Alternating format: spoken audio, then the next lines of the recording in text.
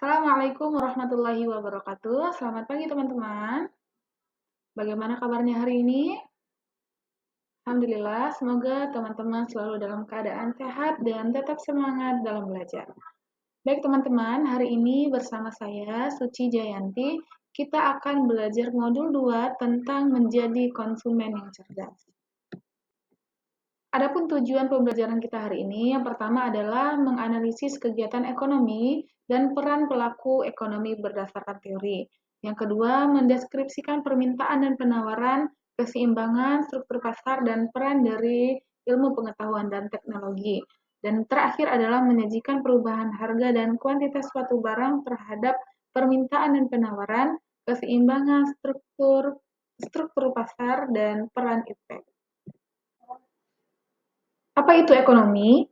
Ekonomi adalah setiap kegiatan yang dilakukan manusia dalam rangka memenuhi kebutuhan hidupnya. Kegiatan ekonomi masyarakat ini dapat dikelompokkan menjadi 3 ya teman-teman. Yang pertama itu adanya produksi, kedua adanya distribusi, dan ketiga adanya konsumsi.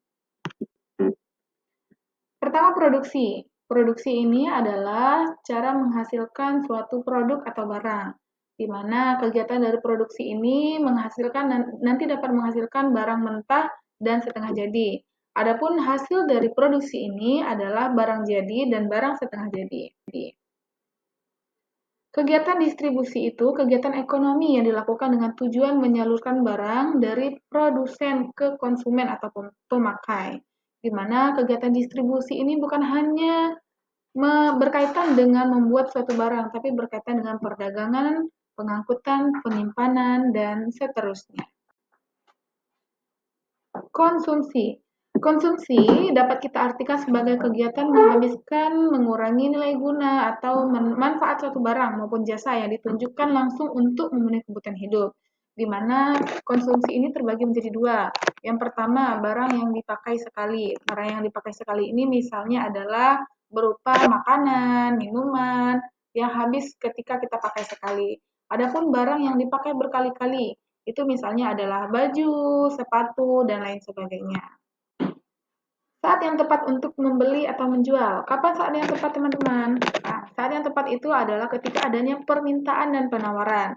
Misal, dalam suatu kondisi kita memerlukan suatu barang atau jasa dan lain sebagainya. Dan itu juga berdasarkan hasil dari harga keseimbangan.